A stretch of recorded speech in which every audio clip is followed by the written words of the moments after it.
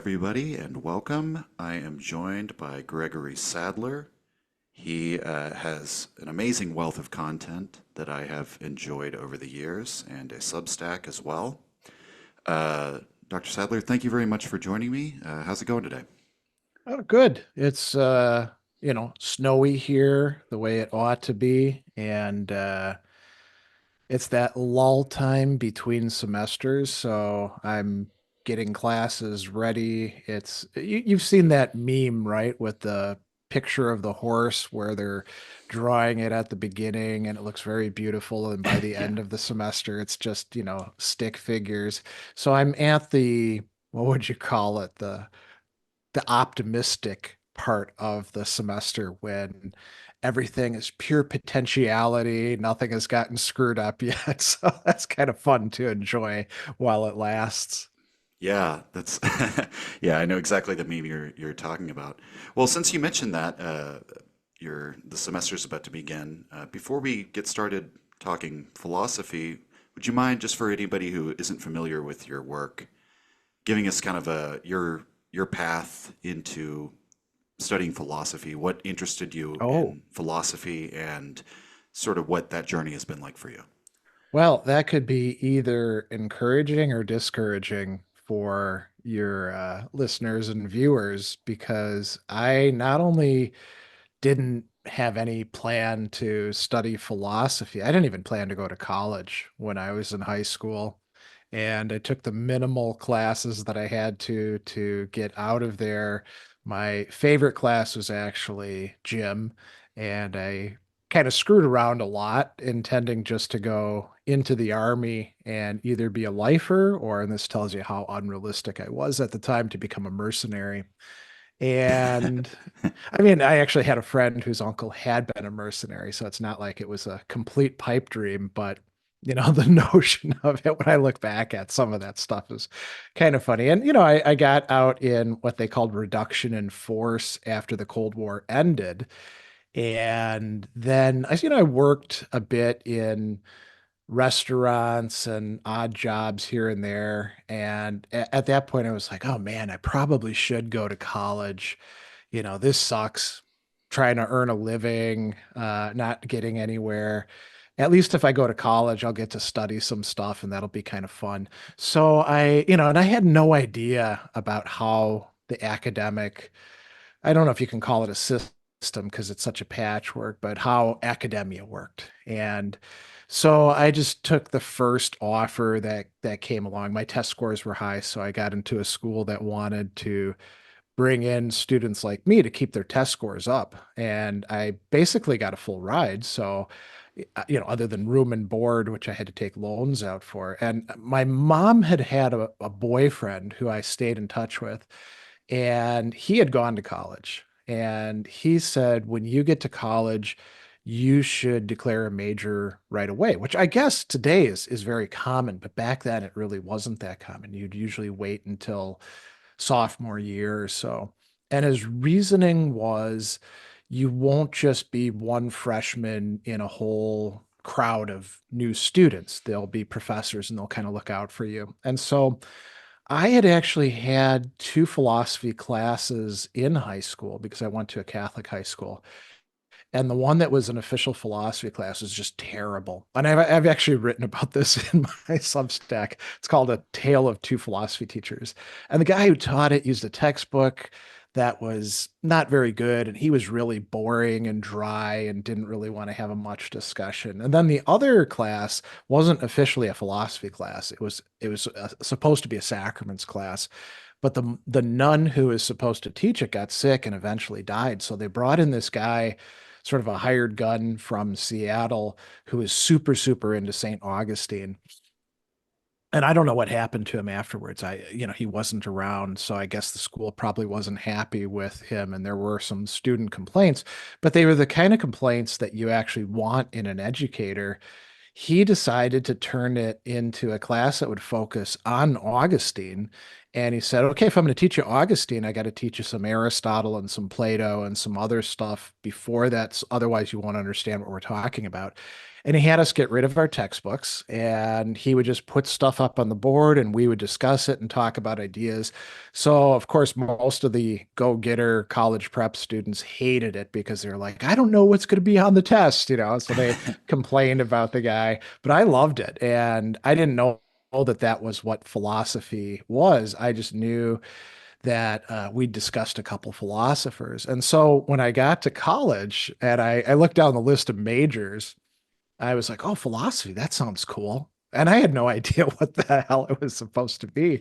So I just started taking classes. And I think a lot of my educational path has been just sort of following out an inertia that began back then. My professors in undergrad were, I would say, close to retirement and pretty disinterested in their topics, but we had a decent library, and so I would just study Yeah. stuff whatever I wanted to. And in my entire career, I've had a lot of what I call benign neglect, and it worked out for me, but I think that's a terrible way to try to set up a curriculum or guide people. And, I finished my undergraduate and then I took a year off because I was pretty burnt out. And I had to decide, am I gonna like just work? I was working as a security guard and a barista here in Milwaukee. And, that was okay. Again, you couldn't really make that much money, but you could make enough that you could have a little apartment and buy some books and, eat out once in a while and pay for your car insurance and gas and stuff like that. And then I was thinking, okay, should I go to graduate school? And I'd actually double majored in mathematics and philosophy. So, should I go to grad school for philosophy, for mathematics, or should I take the actuarial exams? Because I was very interested in prob and stats and how that worked. And so I actually don't know why I settled on philosophy. I just, started sending out applications, and it was the same sort of deal again. I had high test scores, but I didn't know, how things worked. And so I didn't send out to any really elite schools that I probably could have gotten in that time. I mean, it's much more difficult now, but this is the 1990s.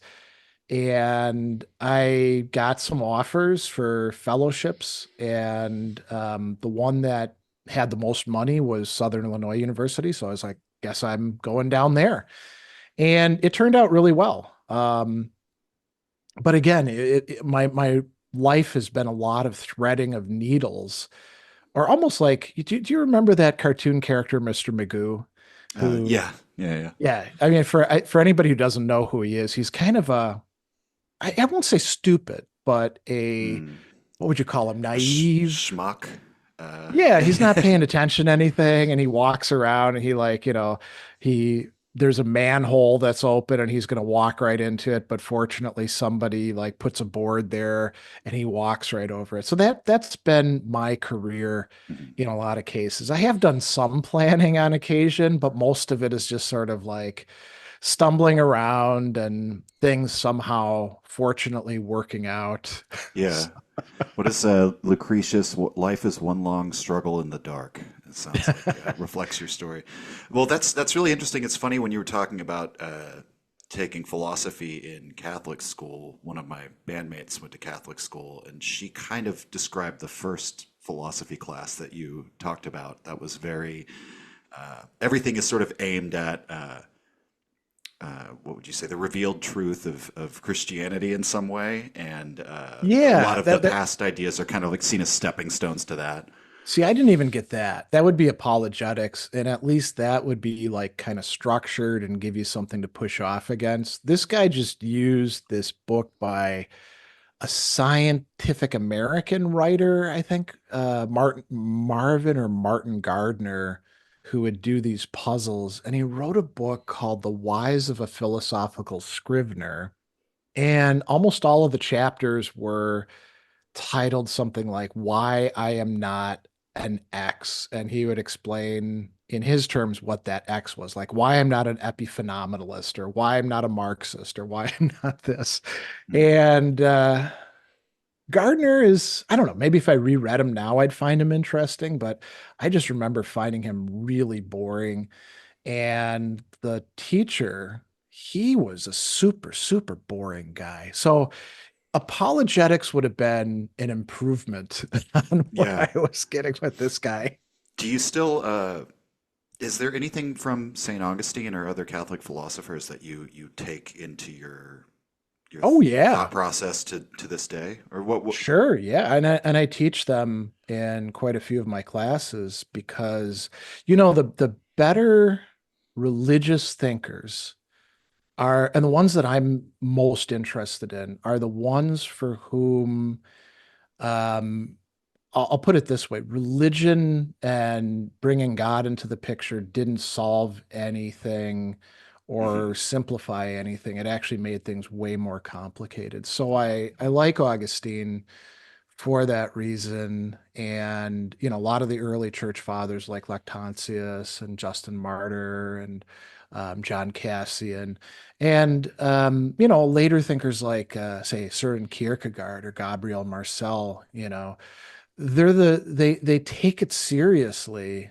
and they don't they don't lapse into apologetics. They're not trying to like convince somebody else. They're trying to make sense out of things. And even people who aren't religious in that way, like think about Iris Murdoch, right? With her, it's the Platonic form of the good, and she's kind of leery about organized religion, but she can still see something there. Or William James are another great example of somebody who's like Mhm. standing on the outside, but looking in and saying, "Oh, there's something here."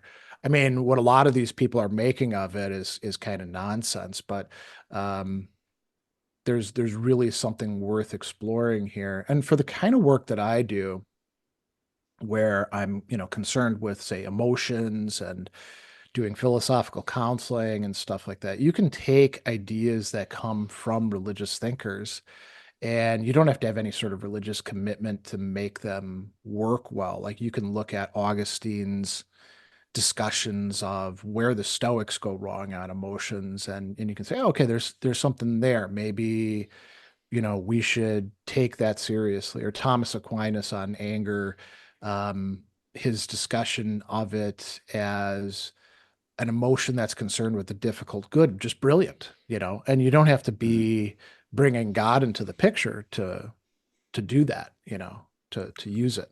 Right. Yeah, and I've been reading Kierkegaard recently, uh, and I was struck by that as well as how devoted he is to problematizing ordinary Oh, Christianity yeah. and not being satisfied with nominal or supposed Christianity, which leads him to make some statements that I think a lot of, if he was doing apologetics, would actually be quite strange. I think it was in one of his letters or journals where it's a bit tongue in cheek, but you could tell he's kind of serious. Of we should just, I'm sick of all these Bible reading societies. We should just abolish reading the Bible altogether because people are just think it's a matter of rote memorization, uh, which is I found very very interesting. And Yeah. so, oh, You sorry, know, go on. well, on that topic, so, and this is going to be kind of a tangent here. I think that, when we think about fundamentalists with the Bible, they love proof texts. And what those are little passages almost always taken totally out of context, and then they do whatever the hell they want with it, right?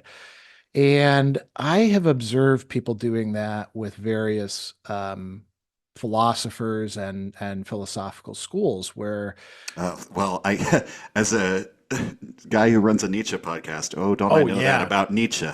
But yeah. sorry, sorry. Well, I was thinking like, I've talked in the past about with followers of Thomas Aquinas, people being fundamentalists of the Summa, where they're like convinced that Thomas has addressed every problem, every issue that could ever be thought of, and you just have to find the right area of the Summa and the right passage to bring up. And it's like so antithetical to Thomas's own approach, which is engaged with as many people as he can possibly read, whether they're Christian, Jewish, pagan, Muslim, and really trying to think the things through and being unhappy with people stopping inquiry short, right?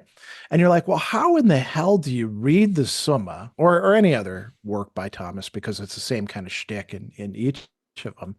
How do you read it and not like in the back of your mind think to yourself, oh man, I'm doing something really weird here that goes completely contrary to the person who I'm claiming as this great authority. And you're right with Nietzsche. I mean, the perennial problem with Nietzsche is when people claim to be Nietzscheans, and you're like, well, that's really curious. You think Nietzsche wanted followers and evangelists out there telling us how we ought to live a Nietzschean life? That seems a little bit at odds with quite a few of the things that he says, right? Yeah, no, of course. Well, and I think many of the people quoting Summa like that probably have not sat down and read the whole text because it's massive. Well, And I don't it, think anybody's actually read the whole text. When somebody tells me that they have, I don't believe them. yeah, no, I certainly haven't. But yeah, and with Nietzsche as well, you know, it's he's coming from a similar place of yeah, become who you are. Here is my way, where is yours? uh, he never tells you to adopt his philosophy as convictions. He advises, if anything, to pass through multiple convictions. That convictions are a more dangerous enemy of truth than lies. And so you just Yeah. have all of these statements that are really aimed at a kind of, in my reading, like intellectual freedom. And a lot of what he's critiquing are these, what would you say, thought habits of, we'll say, habits that terminate thought, actually, really. He even goes after in quite a few of his works the people that build themselves as free thinkers. Yeah. Yeah, they're the opposite of his free spirit, basically, Yeah, which he yeah. says moves, you could imagine a free spirit kind of flitting about, but he talks about moving at a tortoise's pace and sort of really uh, chewing on and ruminating on and fully. I think often of the camel, lion, and child metamorphoses as well. That you know the camel phase, you might say, involves taking on all of these different ideas that have been formative on the human mind for centuries, and not just sort of, there's a tendency with Nietzsche. A lot of people will discover his work very young and think, oh, this is the coolest thing ever, and I can kind of chuck out all of your absolute truth claims or your philosophical, doddering Yeah. about. But that's not how Nietzsche was. As you mentioned with Aquinas, Nietzsche read everything under the sun, and is fluent in all these languages and was a classicist. And anyway, it is a shame that the last thing that you should use his philosophy for is to create these thought terminating cliches and treat it as if his philosophy is giving people a prescriptive formula for an ethical life or something like that, Yeah. which seems to me to the complete opposite of his project. I was laughing in part because as we have a lot of younger people who will read some Nietzsche and they get really excited about it. And they're like, yeah, man, all these people are phonies, that's what Nietzsche's all about, or pick whatever else, the strong dominate the weak, and I was one of those people, and I went through something that I talked about in a video that I called my Nietzschean phase. And at a certain point, how many misinterpretations of Nietzsche's works do you have to engage in, and how many like looks from people thinking, "Oh, you're an a-hole, man," you know, do you have to have before at a certain point you're like, "Yeah, this isn't working." You sort of experiment with it, and then either you go on and you're like, "Well, I'm not going to like abandon Nietzsche, but I need to be a lot more careful in my reading." And figure out what this guy is actually saying, not just make it into something that I can use to justify my own jerkish behavior and selfishness. Yeah. dismissal of other thinkers. Or, you have to leave it behind altogether, I suppose. Well, that's what I've tried to do, at least to some extent, is build inquisitiveness in others and kind of lure people into the world of philosophy with sort of, Well, the that's idea that interesting. there's it's very easy to find all of those surface level distillations of what a philosopher said. You look up the top quotes by Kierkegaard or whoever it might be, right? And most people have heard them. But there's almost always a richer, far more interesting nuance by going and getting into Yeah. someone's head and really getting yourself to think like they think, especially if it's completely opposite or completely different from the way that you would think or any modern person would think. And that to me is the real, I don't know, the real gift of philosophy, I guess. And I guess to maybe turn this around, spin it into a question, because you kind of talked about earlier in your career having teachers who you might have been left to your own devices, which was very good for you, but maybe not the guidance that you know uh, maybe would be the most beneficial for fostering that. But now, in the way that you teach philosophy, as you said, you kind of teach it to people in a way as life coaching, and you've shared these ideas to a wider audience. I guess maybe I'm wondering, like, where did you find that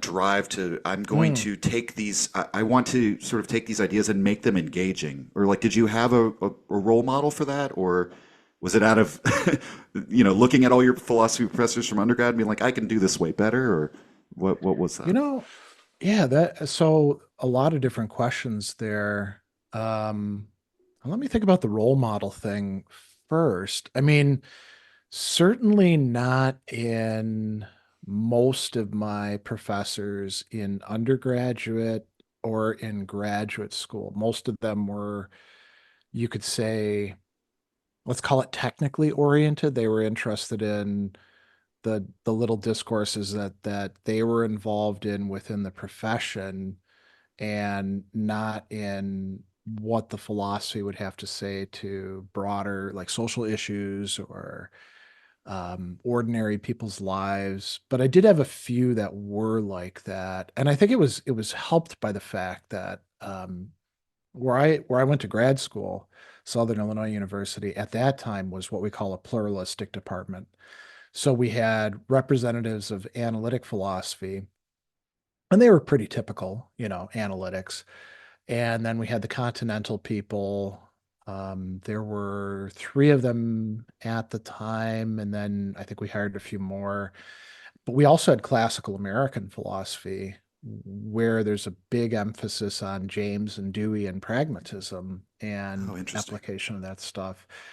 And I was also, I would say from an early age, practically oriented with this stuff. Not where I would say, well, only the cash value of the idea, to use James's formulation, matters.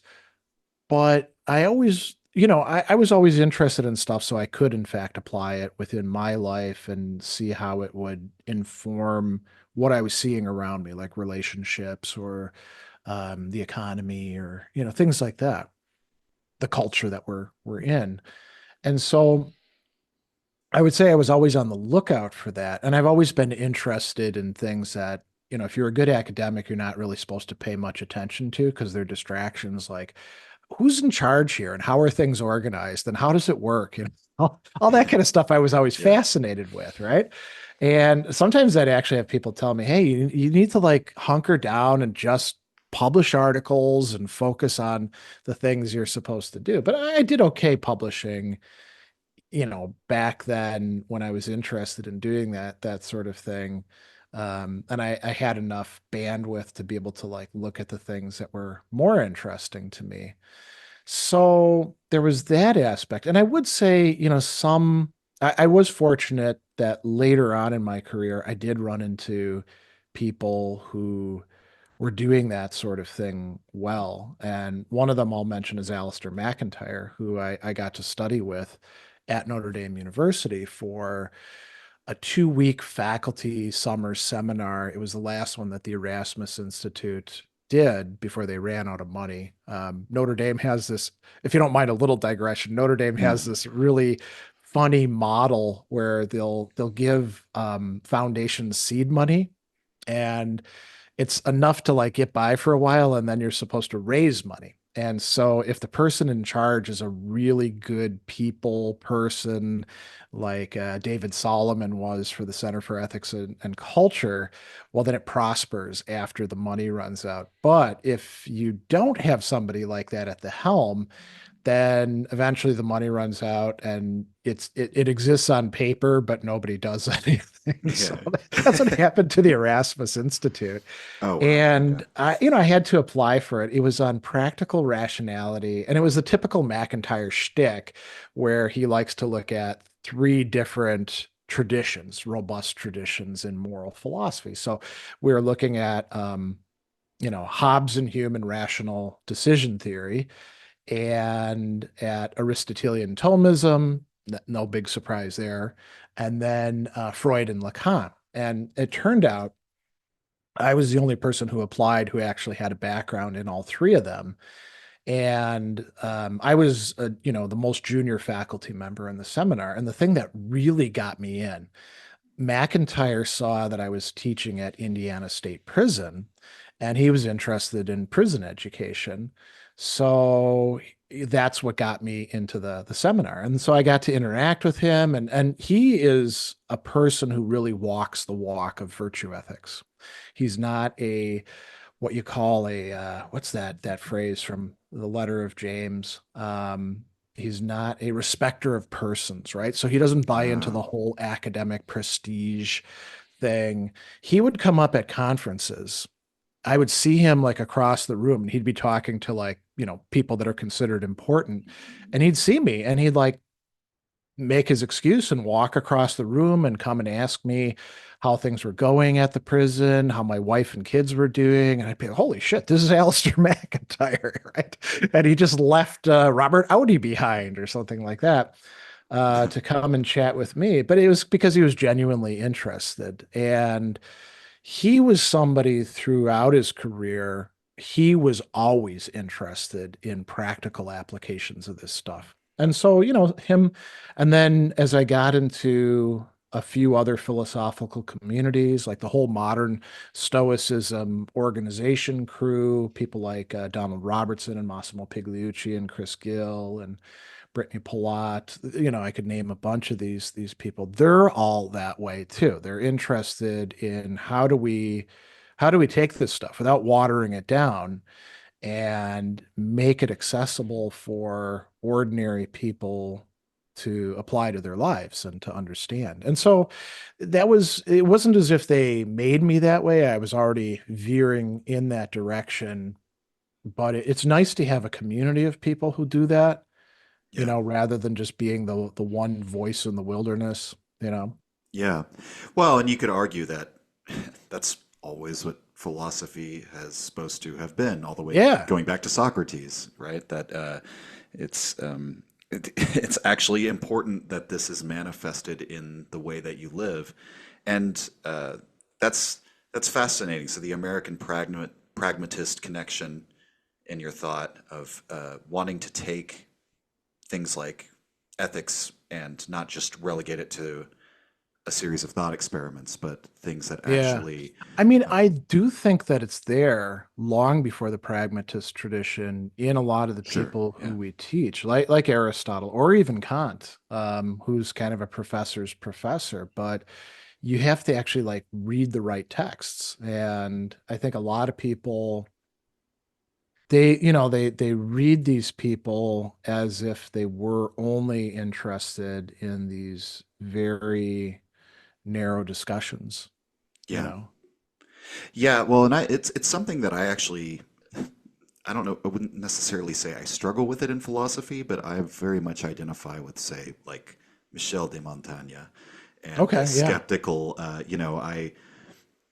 do not estimate things. I compare. I inquire. I'm very uncertain about where I stand because I can usually counterbalance two different perspectives very well in my head and sort of Yeah. have, the devil and angel on my shoulder, whether it be, say Nietzsche and, Rousseau or something like that. And the audience could figure out which is the devil and which is the angel in that pairing. But, on the other hand, as mentioned, something like Stoicism, that from the very inception is a guide to life. And it's in some way, you're not really getting anything out of Stoic philosophy unless you're applying it, right? And, Well, yes and well, no. I yes mean, and no. Okay, yeah, it I'm is interested like in your from the response. beginning a full philosophy because the guy Zeno who um originally formulates it, he's an eclectic. He's studying with the Cynics where you have much more emphasis on like living the thing, but he also does study with two other schools, the Plato's Academy. He studies Mhm. under Polemo there, and he studies with the people who were probably at that time like the most abstract oriented school, the Megarians, who we don't unfortunately have any texts from, but he studies with Stilpo from that, and he puts it together into a new system. And this is what a lot of philosophers do. They take a lot of different people's ideas and then they take what they like from them and blend them together and you get a new synthesis. I would say that's what I'm actually a Ciceronian eclectic myself, and I look at Cicero as Mm, kind of a great model of how to do that. And so Zeno and his successors, they're doing ethics, but they're doing ethics that's also informed by the other important areas of philosophy. Unfortunately, we've lost, all of their texts. The right. only Stoics who we actually do have more than fragments from are all what we call these late or imperial Roman Stoics. Right. Like Um, Epictetus and yeah, and Seneca, yeah. Musonius Rufus.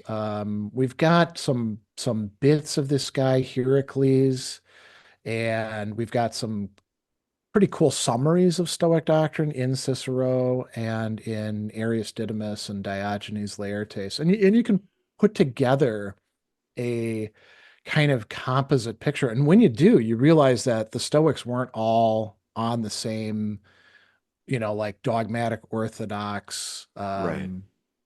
Different you know, metaphysical conceptions. yeah, metaphysical and even sometimes like different understandings of how we develop virtue or whether we do.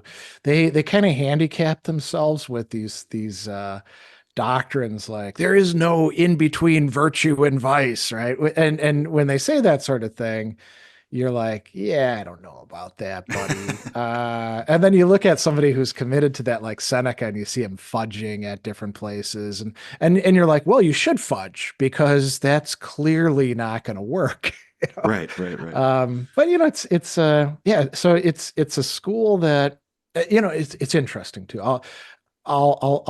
This is a bit of a digression again as well, but it does tie into like Nietzsche and how his rather complicated take on the Stoics. So the Stoics were a really, really big deal in modern philosophy, as were other Hellenistic philosophers like the skeptics and the Epicureans, really from the Renaissance all the way to, let's say, the time of Hume. And even Kant talks about them. Kant takes them seriously. And in the 19th century, this idea arises, and you're like, how the hell did anyone buy into this bullshit who's intelligent? That the real the real action in ancient philosophy is basically a few of the pre-Socratics and then Plato, Aristotle, and it all goes downhill after that. It's just kind of derivative, boring, superficial stuff until Plotinus comes on the scene and that's it. And that is not how just 30 years before somebody like Hegel buys into this. And Mhm. he's one of the propagators of this idea, along with many others at the time. Just 30 years earlier, people didn't take Aristotle seriously at all. You look at Hume's inquiry concerning human understanding. And there's this passage in there where he's like, the reputation of Aristotle is decayed. Nobody reads that guy anymore, but that of Cicero will always shine through, you know? And it's almost completely reversed. And it's oriented around this idea that with the decline of the Greek city state, because the Macedonian conquest, you couldn't really do real philosophy anymore. And you look at that and you're like, these things are totally, first of all, historically, they're still city states. People are still participating in politics. We read the literature of the time, and you can tell that okay, they're not like determining things at the highest level, but nobody was most of the time. Athens could have been running its own destiny, but that didn't mean every single Athenian was actually doing that. It's like our Mhm. governments today. The mayor doesn't of Milwaukee, he doesn't consult me about his actions, even though I don't know, maybe he'd be good to do that with a few things. Um, I mean, I'm not competent to talk about a lot of things, but there's some things where I could maybe help the guy out if he wanted it. But I'm not even a blip on his radar. Um, but coming back to this, so there was still plenty of political and social involvement in Hellenistic and Roman philosophy. And the other thing that you can say is, well, so let's say there wasn't. Who gives a shit? That doesn't mean that philosophy somehow became superficial because it's not independent citizens talking to each other in the marketplace. There's many different ways to do philosophy. So Seneca, I would say, is just as has I won't say he has just as much to offer as Aristotle, but I think that Seneca and Cicero are just as profound as Aristotle or Mhm. as Plato. As a matter of fact, I've even argued in kind of a tongue-in-cheek piece that if you really want a good Platonist, you don't go to Plato, you go to Plutarch. And if you really want the best Aristotelian, you go to Alexander of Aphrodisias rather than Aristotle himself, because they actually had to take on all these other schools that weren't even around when Aristotle and, Mm. and Plato were around. But anyway, so you get this thing in the 19th century that, well, Stoicism is just kind of a withdrawal from a harsh reality, and it's a way of insulating yourself against it. And if you read Stoic texts with that prejudice already in mind, well, that's what you're going to find, right? It's like any other eisegesis where you're projecting stuff onto the text. But if you don't have that in mind and you're actually paying attention to what Seneca or Epictetus or, these other people have to say, you're like, well, that's not true at all. And they have a lot to offer. Same thing with the Epicureans. I mean, the Epicureans, they get bashed by everybody, even in Yeah. ancient times. Plutarch and Cicero go after them with sometimes quite unfair criticisms. Actually, Epictetus hates the Epicureans. There's almost nothing lower than an Epicurean. The Aristotelians are sort of like lukewarm Epicureans for Right. him. And then, of course, once the Christians come on the scene, they don't like the Epicureans either. Um, Although, funnily enough, some of the key ideas get preserved by Christian authors who are citing the Epicureans so that they can say, see how bad these guys are. Right. Um, and they have a lot to offer. Now what we're finding as these texts of Philodemus come to light in Herculaneum, they actually had some pretty robust philosophical uh, conceptions. Oh, you mentioned Lucretius. We get Hmm. some stuff from him as well. So there's a lot of, I mean, to bring this back to something coherent, there's a lot of Hellenistic philosophy where there's really cool stuff going on there. And, for, I guess you could say 2 centuries, maybe, a century and 3/4, people just kind of ignored that because they knew better. Right. I mean, Yeah. Nietzsche's had a similar thing, right? After World War II, why would you want to read that guy? He led to the Nazis, and you're like, "Hey, no, he didn't." Right. Yeah. Even after World War One with Nietzsche, he was kind of blamed for the romantic militarism that caused that. But yeah, well, and to bring in Yeah. Nietzsche to the interpretation of the Stoics and Epicureans, I found his take somewhat surprising because it seems that he's usually more, obviously with Nietzsche it's more complicated than being for or against Yeah, with a lot yeah. of these thinkers, but he has a lot of admiration for Epicurus and for the Epicureans, and seems to see it as almost a kind of like Western Buddhism in some ways, of just the negative hedonism of focusing on what you can control within this life and limiting your desires to things that aren't going to cause you suffering, you know. Do Um, you mean Epictetus when you're no, saying that? I do mean Epicurus. Epicurus? Yeah. Well, you know, the idea of the garden. You know, we'll just get some philosophers together, and we Yeah. have really basic needs. Like we drink some wine mixed with water so that we don't get sick. You know, Nietzsche in one passage says he's referencing a letter where Epicurus says, "Send me a little pot of cheese so I can know a Yeah, luxurious yeah. meal sometime." You know. Just sort of the simplicity of life, and it could also, I this isn't a comparison Nietzsche makes, but it's kind of reminds me of like a Taoist phrase of just let life pass, you know, in that way. But then the Stoics, Nietzsche famously is critical of the Stoics, but He's critical at like a couple points and right then laudatory at the points at that nobody others, else reads, you know? right. Well, it's interesting because the Stoics would seem to, you know, just at a first glance, you would think Nietzsche would be very much a fan of their willpower, their ability to command themselves.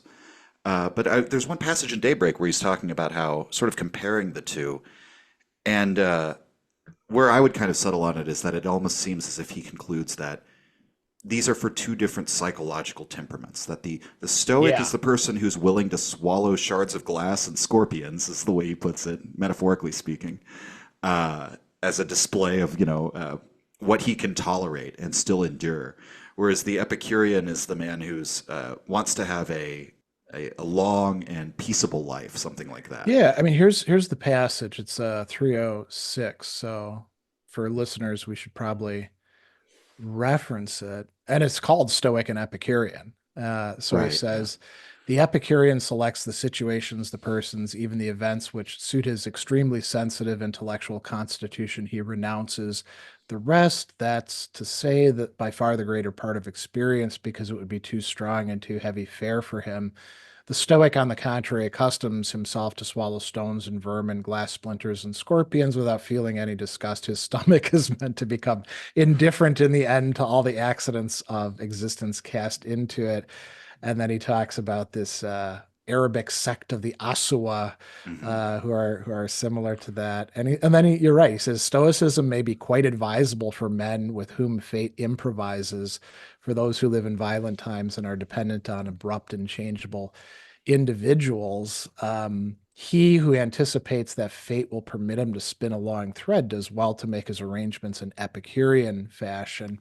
And I would say that part of what's going on there is this is a caricature of Stoic philosophy, but it's understandable that he's doing that because of exactly that prejudice that I brought up that arises in the early 19th century. That Stoicism is basically, if we jump ahead to like one of the great proponents of it in the 20th century, Admiral Stockdale, right?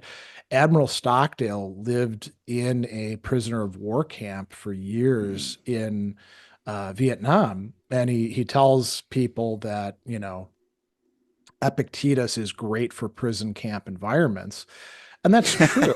But that's What only a part of the glowing endorsement. I hope somebody yeah, says that about yeah. my work someday. Well, that's the thing is he's not wrong, right? I mean, you Hmm. can use Stoicism, although I think you could use some other philosophies as a way of life for dealing with that sort of thing, including Nietzsche, probably. But there's this restriction of it to that, this view that Stoicism is essentially like a way to harden yourself, to escape, to preserve this little kernel of who you are. And, when you read even Epictetus, that's definitely not the case. That's not Hmm. all there is to it. And, so in one part you can be like, okay, so I'm not going to say that Nietzsche's bad or anything for taking a view that was extremely common at the time. And he does, as you pointed out, it's not just their force of will, it's the fact that they're able to discipline themselves, which is a typically Nietzschean theme as well, that discipline is always more than the discipliner thinks that it is, and it Mhm. serves certain purposes and leads to possibilities that they didn't actually have in mind. And so the Stoics, you see this in a number of passages throughout his works. The Stoics do that. Um, Right. and you could use that for something else if you wanted to. And then, the Orthodox Stoics probably wouldn't like you. But I mean, it's interesting because he actually at one point he talks to himself in the reader and he says, "We latest Stoics, let us remain hard, we latest Stoics, and let us send to its help whatever devilry we have in us, our disgust at the clumsy and undefined, our love of adventure, our sharpened and fastidious curiosity." And then it comes back to this, our most subtle, disguised, intellectual will to power. Right. Mhm. So for Nietzsche, and there's lots of interpretations of Nietzsche, right? So my particular view on him, I'm less interested in things like eternal recurrence of the same, and I'm much more interested in things like will to power as this central idea that runs throughout everything. You could say I'm more of a Kaufman Mm. type of Nietzsche person than say a Heidegger Nietzsche person or a Deleuze. Well, I mean, I actually do like Deleuze on Nietzsche.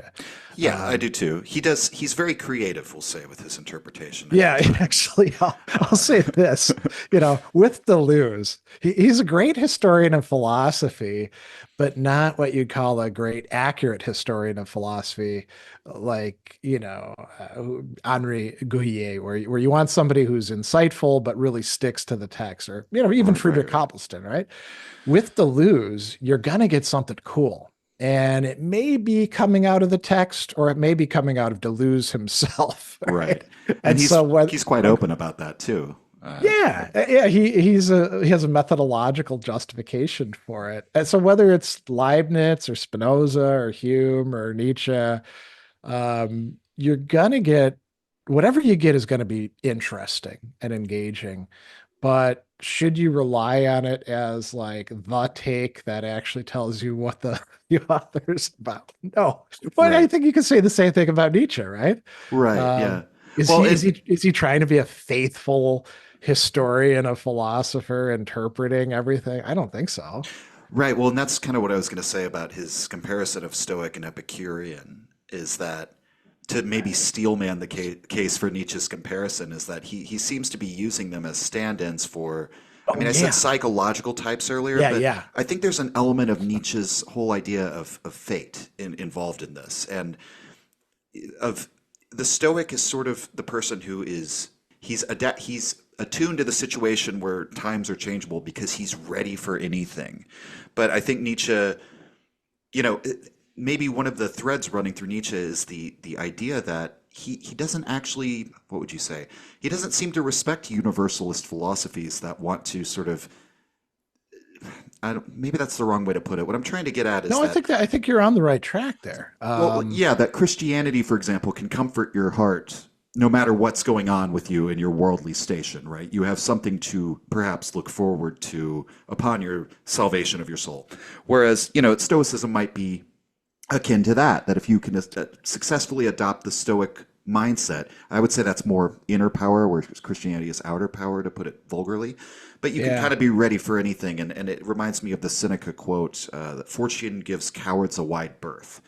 That the Stoic is sort of the opposite of that, right? He's the person that fortune would choose, or as Nietzsche would put it, fate would choose to be thrown into cataclysms and endure. And there is a lot in Nietzsche about You know, there's that passage in Will to Power where he says that the only yeah. thing that counts is that one endures. It's interesting because Seneca has a letter. I want to say it's number 66, where he's talking about different kinds of goods and the fact that they're all equivalent in Latin, either aequales or pares. And he talks about the goods that we would um, prefer, select, or stuff like that. And he includes in there all sorts of things that some people who are, they're all about Stoicism is indifference to the indifference, which is not actually the Stoic doctrine. But he'll talk about like your children doing well or your country doing well or things like that. And he says, yeah, it's perfectly fine to want those. Those are good things, you know. They're not the same level of good as you being an actual virtuous person, but yeah, you should, those are things that you would reasonably want to see happening. Seneca even talks in some places about like legitimate pleasure, voluptates honestes, right? Where and honestus is the term for something that's morally good that gets used in ancient Roman philosophy. And then he talks about a second class of goods as being the kind that you're talking about there, being able to exhibit endurance in difficult situations. It's not something that a rational person would ever choose for themselves. So, you get these people who get into Stoicism today because it's, almost like a buzzword. And they're like, oh man, I'm going to take cold showers and I'm going to test myself, and you're like, dummy, that's not what they're saying at all. First of all, you're going to fail and then you're going to feel like crap. And then you're probably going to abandon it like you've abandoned every other self-help thing in the past. You just glommed on to the latest one. But that isn't what the Stoics actually tell you to do. They recognize that, like, I don't know, let's take somebody like Cicero facing the death of your favorite child with whom you have this really deep intellectual relationship, who you love so much that when your newest wife doesn't actually grieve for her, you divorce that wife. Mhm. Cicero had his daughter Tullia, who appears to be one of the people he was closest to in his life, die rather young, although, not as a child, but a fully developed human being. And when you hear something like that, you know, if you're All the the sort, cold showers in the world aren't going to prepare you for that so one. well, yeah, I mean, Cicero actually tells us in some of his later writings, he's got this really cool, and we can talk about this some other time, perhaps, grand philosophical project that he's engaged in. But the occasion for doing the writing is the fact that he can't do anything for the Roman Republic because it's gone. Caesar has won and his daughter has died, and writing is a way of both passing time and consoling himself, probably from conversations that they'd had themselves together. And so you read something like that and you're like, oh man, wow, what a great outcome. I should have somebody close to me die so that can be what I do. And if you said something like that, I think Cicero and Seneca and Nietzsche would all look at you and be like, listen, dummy, that's not the way it works. Right. You shouldn't Yeah. be preferring to take on as much hardship as possible. But if you do have to take it on, you can be ready for it, and you can be confident that you can actually handle it. And that's what Seneca is saying in letter 66 about those different kinds of goods. Yeah. Well, and maybe this brings up something that I was kind of maybe tugging at the edges at earlier with, I mean, is Stoicism self-help, or how do you conceive of Hmm. self-help in terms of the relationship to philosophy? Because I have heard some chatter kind of among online philosophy sphere, to what extent Yeah. that's even a thing, of people who are like anti-self-help now. And many It people can, read Nietzsche that way because of his Amor fati idea that yeah. that it is anti-self-help. You just sort of have to embrace whatever your life is. But, obviously, if you take that with a if you take that in a resignationist sort of way, that's very disempowering. Yeah, yeah. And I just wonder how you think about that whole question of what is it self-help? Well, there's a couple things to say. And one thing I do want to say right off the bat is I'm glad that you brought up Amor fati, because there's so many people in the modern Stoic movement that have no idea that Amor fati is a Nietzschean phrase and not a Stoic phrase because they don't read the texts. Mhm. And it's not really something, love your fate. That's not something that the Stoics would actually be for. Accept your fate, that's fine. Go, I think loving your fate goes beyond that. And in a way, so here's the second thing. Is Amor fati anti-self-help? No, it's a self-help practice, right? I Hmm. mean, Hmm. if you want to, if so this is the third thing. Self-help, it really depends on what we mean by the phrase. And so, if you conceive of self help as using whatever practices and insights are going to actually improve your life by improving not the completely external things that aren't in your control, but by improving yourself and your paring away mistaken assumptions or changing habits that are counterproductive or working through some of the contradictions and conflicts in your psyche.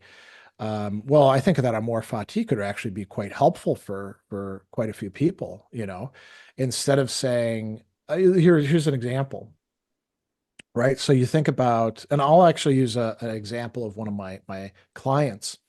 So this person comes from a family where horrible abuse took place many decades ago within the family. And he was, in effect, turned into the black sheep of the family because it was much easier to scapegoat him than for people to call out the horrible behavior that was being done. And this is a unfortunately quite common Yeah. dynamic. And we've had a number of discussions about this, and he got stuck, and his stuckness had to do with a very, very legitimate demand that the wrong be acknowledged and that justice be done. That's something that it makes sense to want, but it's never going to happen precisely because of these people being the sort of people who would countenance that and would justify it. And once you're past the midpoint of your life, you probably need to deal with the fact that although you would love to have the love and care and concern and whatever else goes along with that from the people who are closest to you, you're not going to get it. And this is unfortunately the case for so many of us. I can think, for example, again, just a little bit of a tangent, and I'll come back to it. So my dad died when I was 11 years old, and he was a great guy, very hard worker, made a lot of time for us. He was a pretty good, moral, decent person without being a moralist. And unfortunately, he got sick and he died when he was 36 years old. And it wasn't, anything that he wasn't doing any sort of risky behavior or stuff like that. It was they actually never did figure out what it was, even though he was at the Wow. Mayo Clinic. And I could like try to kick against that and say, I deserve a dad, why did fate do this to me? Well, that's not going to do any good. And the longer that I persist in that, and the more that I like rail against the world for being unfair to me, when all the other kids get dads, or stuff like that, Hmm.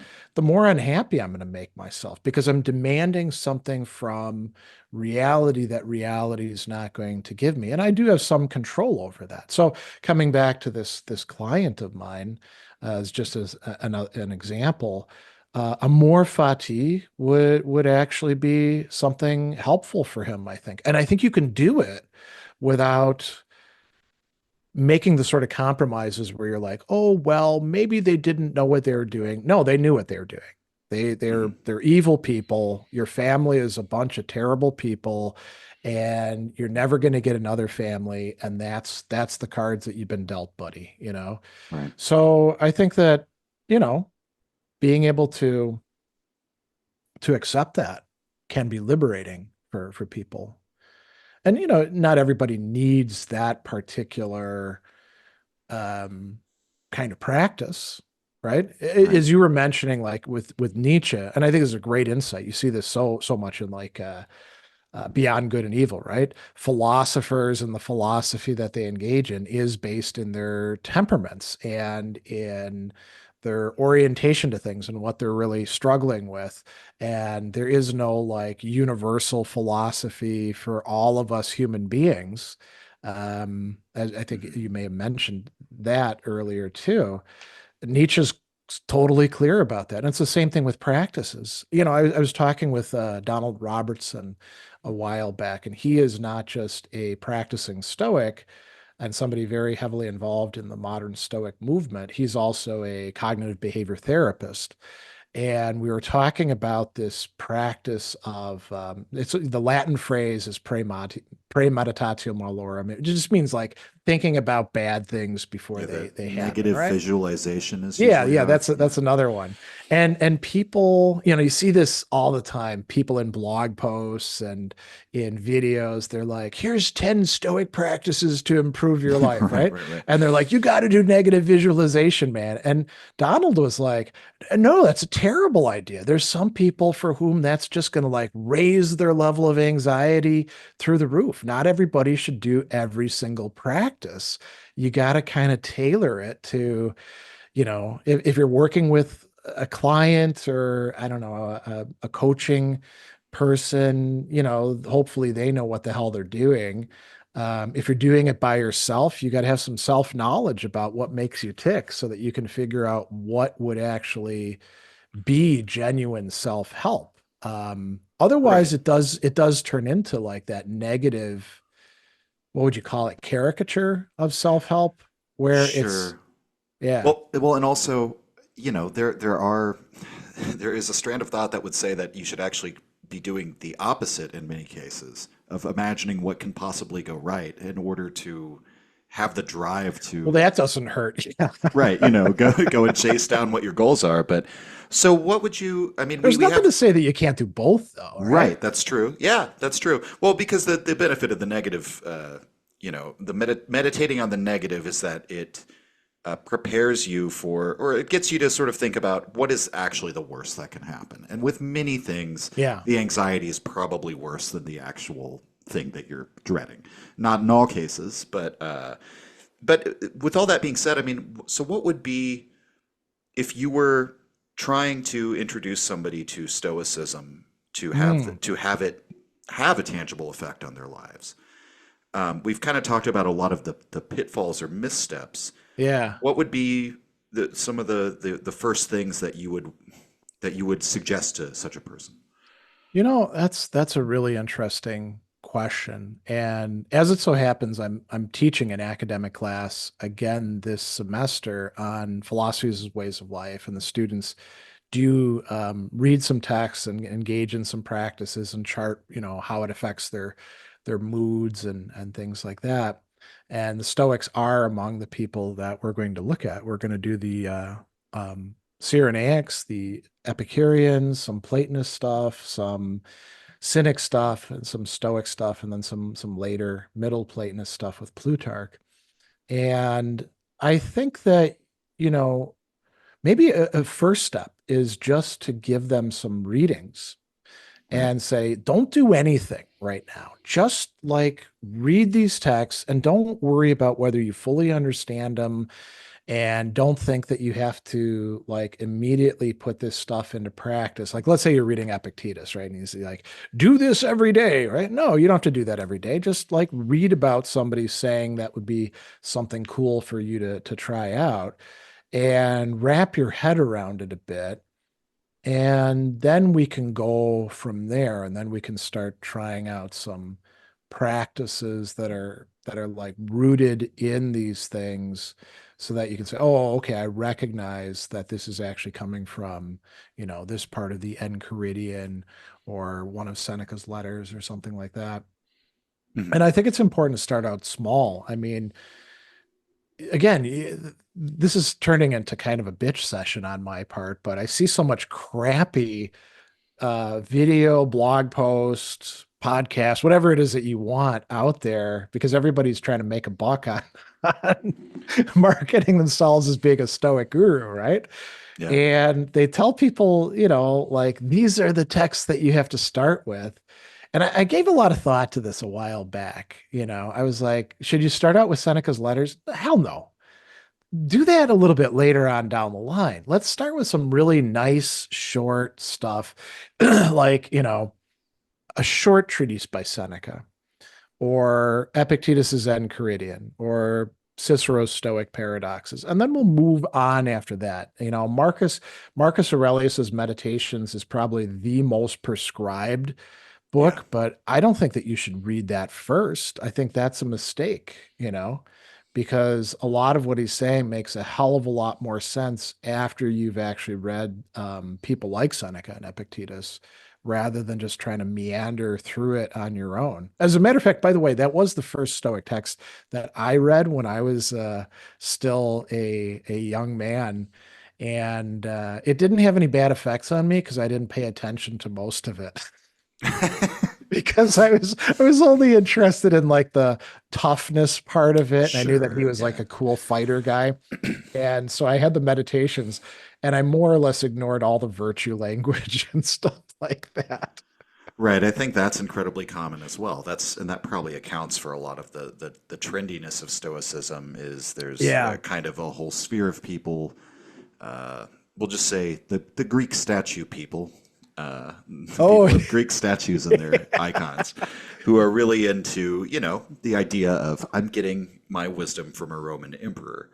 yeah, But yeah, well, one of the things that Nietzsche really criticized about the Stoics, and that I would wonder your take on, since you do work related to the emotions, is their whole relationship to the passions.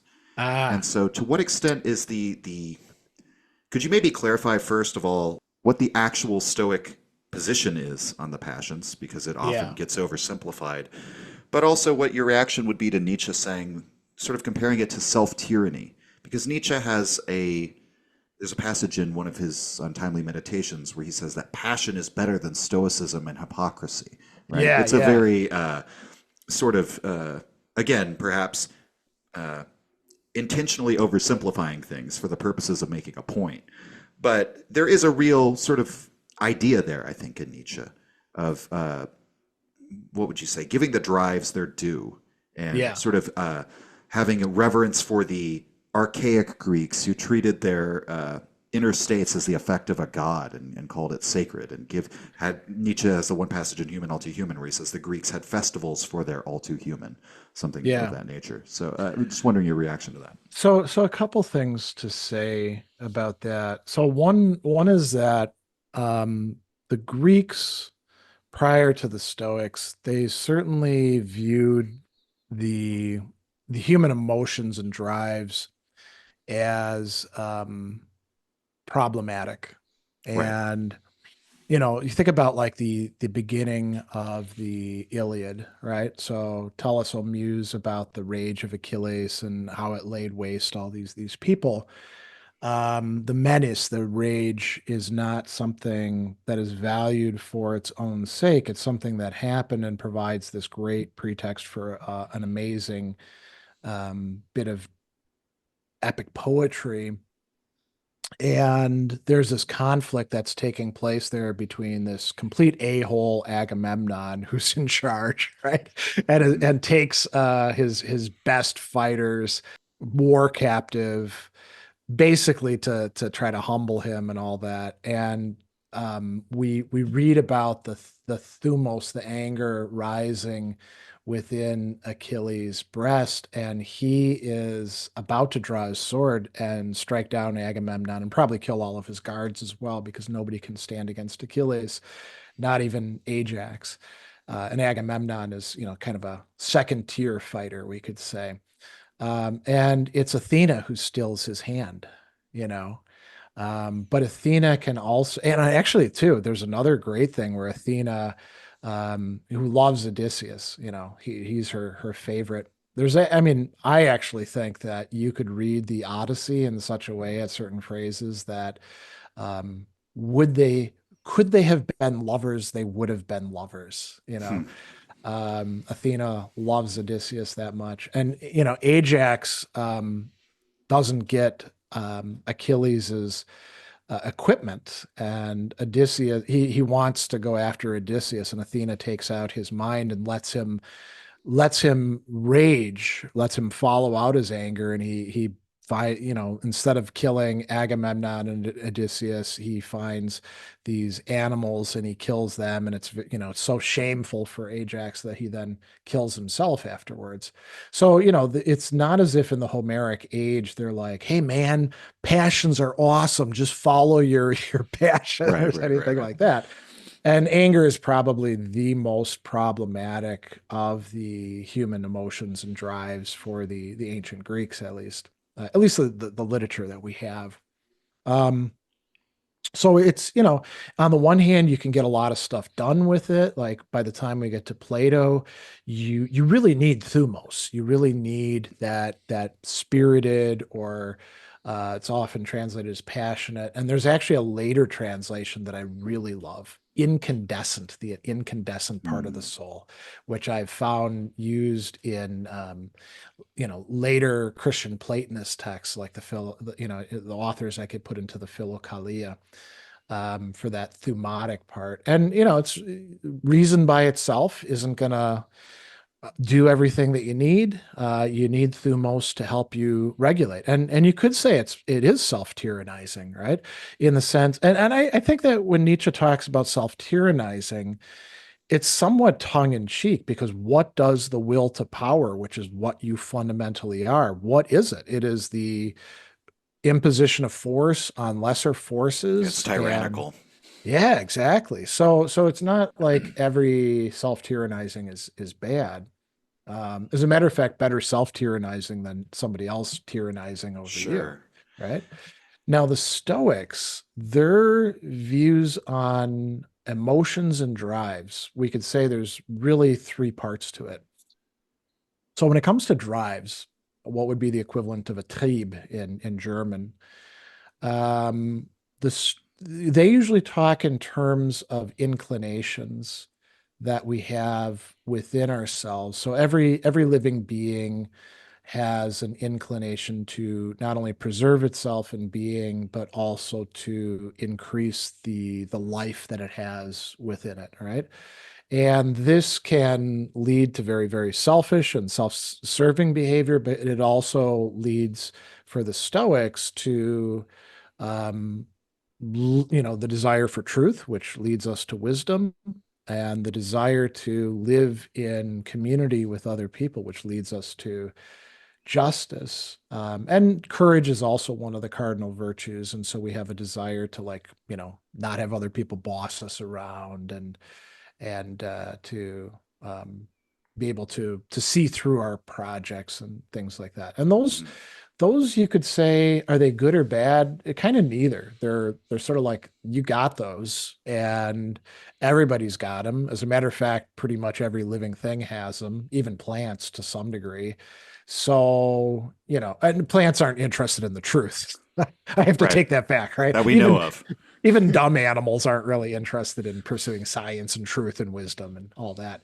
Um, so there's that going on. And then we can talk in a more circumscribed way about this vast field that we call the emotions, are actually affects. In Latin, it is affectus. Hmm. And the Stoics divide these into the good ones and the bad ones. And they do think that a lot of the things that most people label as emotions, and typically will say, "Oh, they're neither good nor bad, they just are actually bad. They are perturbations that are contrary to reason, understood in a very broad sense, not just like a, you know, very logical clinical reason, but practical rationality. So anger for the Stoics, and I don't actually follow them on this. I'm more Aristotelian in this way. Anger is always bad in all of its different forms, or envy is always bad. I actually think that one's true. Um, but other things like grief is always a bad thing for the Stoics, and I think, I don't know about that. But they also do have good emotional states, what they call the eupathei. And these are affective or emotional states that are in harmony with reason. And this is not just Stoic. The Platonists say stuff like this, the Aristotelians say stuff like this. Even the Epicureans say things kind of like this. So you can have fear, and your fear could be irrational, and that's not good. That's actually bad, right?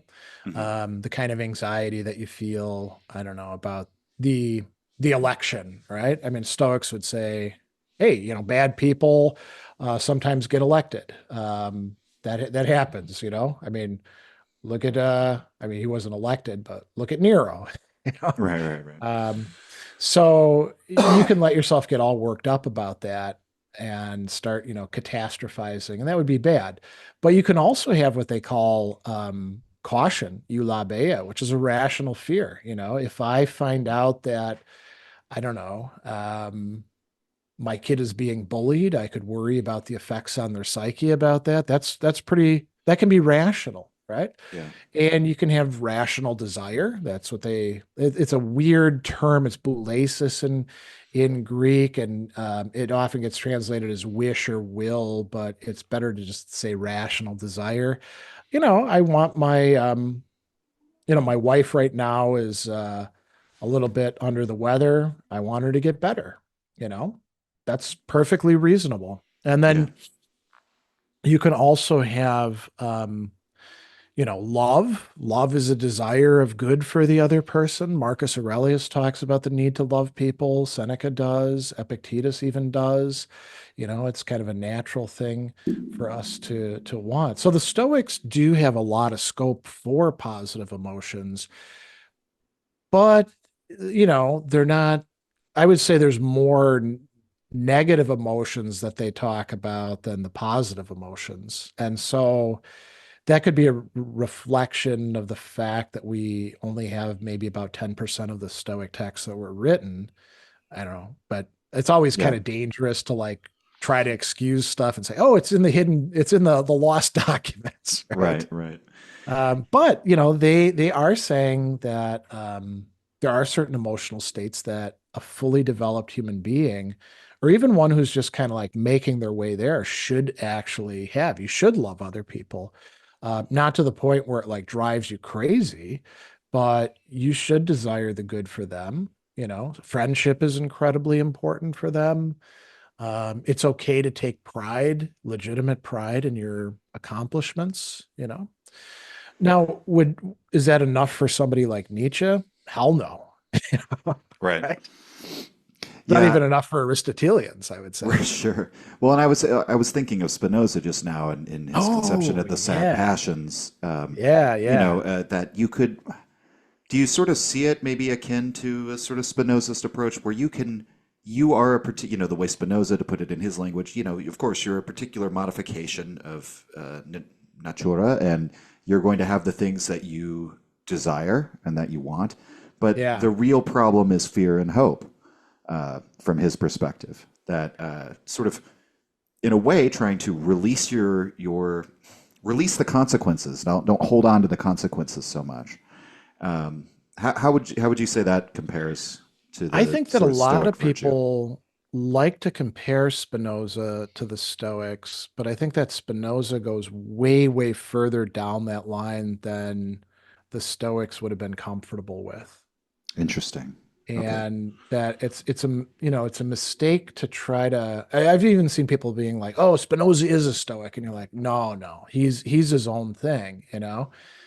And personally, it's kind of interesting. I find Spinoza very unattractive as a thinker, and people are always after me. Why won't you do some videos on Spinoza? And I'm always like, hey, you want to, I don't have any plans to do it. If you want to commission me, which means like ponying up some dough, I'll take time out of my schedule and the other stuff that I've got planned to do that for you. And so far, nobody's been willing to do that. So it shows that they're not really that desirous of it, um, or they don't have any money, Right. spare Is change it to is do it that. the style of Spinoza that turns you off, or? Well, it's not that. Although his style.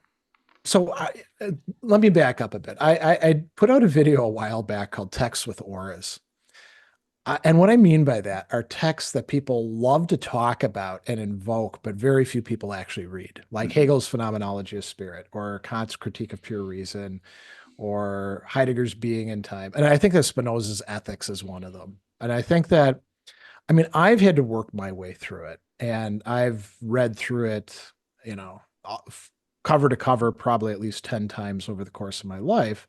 And I appreciate his project. I don't buy into almost any of his assumptions, Right. but it is kind of a cool thing to do. But I don't think that most people can actually read it and make sense of it. I think they like find little bits and pieces that they think are cool, and they go with those.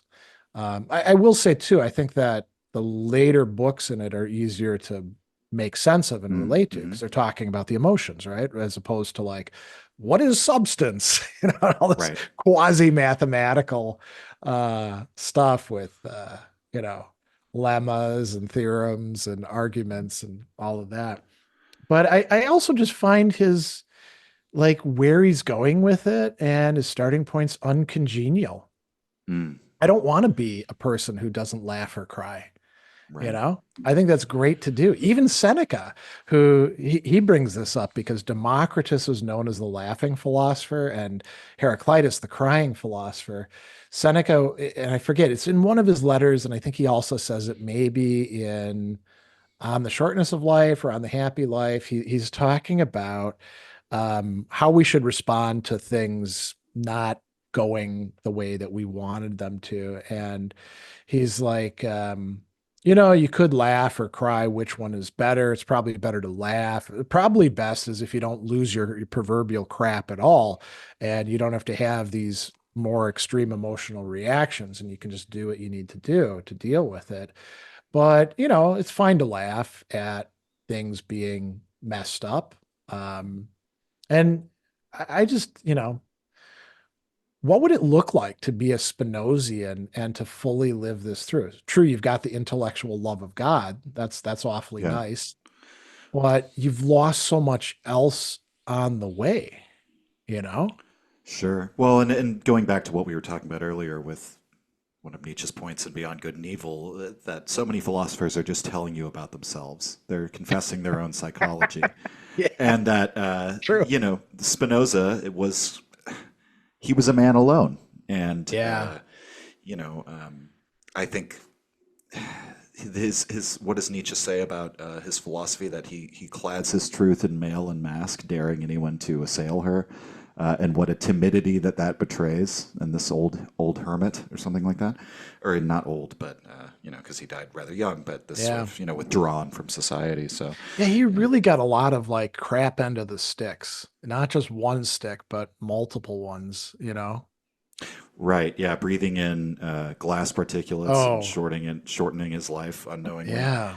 Uh, yeah, so Getting many stories like that among philosophers. getting attacked by both the Jewish and the Christian community. As a matter of fact, I don't know if you know about this, but in the early modern period, a lot of philosophers around like the time of Malebranche and Leibniz and Arnauld were very keen to make sure that that their points of view could not be reduced to that of Spinoza. And Mhm. Spinoza was so, what would be the word? Not disliked, but if you could show that your opponent's point of view was connected to that of Spinoza, you won the argument. Mm-hmm. You know, that's sort Yeah, of opprobrium. yeah. Well, and I think to this day, still excommunicated from the Jewish faith. So, Oh, wow. yeah, I Yeah. don't think they've ever reversed it. Um, but I mean, not that it would do him any good, but right? Yeah, of course, of course. What is this state of philosophy today, both in academia and in sort of the broader public understanding? Where do you like? We talked earlier about all of the oversimplifications and sort of quote mining, you might call yeah. it, and what you might call the TikTokification of philosophy, or the I don't know Yeah. exactly what we would call it. Are you optimistic about the potential? Because even in that problem, Oh, there's still a great potential. but Yeah. there's also it's very hard to say whether it's been a net positive or a net negative. That there's probably more people consuming philosophy than ever, but a lot of it is oversimplified Schlock. Yeah. schlock. Yeah. Yeah. I mean, I think that we often judge our own historical period and situation in ways that we don't judge previous ones. And there's almost something like an illusion that gets developed. So, and you can overcome this by reading around in various periods. So at any given time, I would say that most of and I'm going to use philosophy in a very broad sense so that it overlaps with a bunch of other areas. A lot of the philosophy that's out there is schlock, you know. Before we had quotes on the internet, many of which are actually fake. We had books of quotations, many of which were fake. And Hmm. we had people like, putting them into Reader's Digest. And that's where actually some of the fake quotes that I've like traced have come from, are these compendia. And we've had authors who are considered like the next big thing, and 30 years later nobody's reading them because their stuff actually sucked and nobody was willing to call it out at the time, except for lone figures like a Schopenhauer or Nietzsche. you know Right, I right. mean, like, think about Nietzsche criticizing those English genealogists, right? who Sure. do who do we actually read? we Or only like we David only Strauss, who was like a phenomenon in Germany at the time, and nobody really reads him Yeah, anymore. yeah. I mean, he brings up Herbert Spencer, right? And if you've ever read Herbert Spencer, he's boring as shit. And, Hmm. you're like, how did anyone take this guy that seriously, that he was like considered one of the, important people at the time? So I think, a little bit of historical perspective tends to smooth out the oh, it's, we're in this situation that's totally unprecedented. Now there is some unprecedented stuff, right? We have this vast communications network that we're all part of, that permeates not just um our, say, literary life, but actually, I mean, affects people's ordinary day-to-day lives. Ordinary people are on Facebook and TikTok and Instagram and all of that constantly. And nobody's really doing that well with resisting the interpenetration of this now not even really virtual world into our real world. I mean, it's it's uh it's become entwined in ways. And yeah, it does open up some possibilities, like the fact that a guy like me, who's essentially a nobody, didn't go to any important schools. I mean, the only famous person I studied with was Alistair McIntyre. And that wasn't like, getting me any clout in that way. The fact that by putting out videos, I could reach a mass audience because I stuck to stuff that I knew, you know, well and could competently talk about, and people like that sort of thing. Now, I'm not getting, philosophy of life sort of views. Right, right, right. School of life, there we go. Yeah, yeah, that, yeah. Or daily stoic sort of views. But it's doing something. There's certainly, I will put it to you this way, there's certainly a hunger out there that hasn't been served well by the general culture, including the media or academic institutions, for real engagement with ideas that we can draw upon and serve and maybe even make a living doing, and I think that's a decent way to make a living. We're probably always going to be going upstream against all of the schlock that's coming downstream. Um, but that's okay, you Yeah. know? That's what somebody like Nietzsche would say you should expect to happen. It'll be a race to the bottom, the lowest common denominator. The more you Yeah. democratize knowledge, the more schlock you'll get. It's that line he says where he's like, the Germans invented gunpowder. All credit to them for that, but they made up for it by inventing the printing press, which is like, can you imagine what he would think if he saw TikTok? It would give him a heart attack. But yeah, I perhaps have I have more faith in that hunger that you're talking about than perhaps Oh, he did, and the yeah. genuine inquisitiveness that's out there. It's another thing too. Again, sort of like taking the historical perspective. So you think about times of terrible cataclysm, like, Augustine getting to see Rome fall to those barbarians, and people blaming it on the Christians, and him writing the City of God, to say no, it's for other reasons and stuff like that. And his entire culture and society, despite the people who, how did you put it, the Greek statue Oh, the people? Greek statue people, yeah, yeah, Yeah, despite the fact that they think that somehow we're going to go back to imperial Rome, which is just, complete pipe dream. And if we did, they'd all be, peasants or slaves. None of them would be in charge right, of right, anything.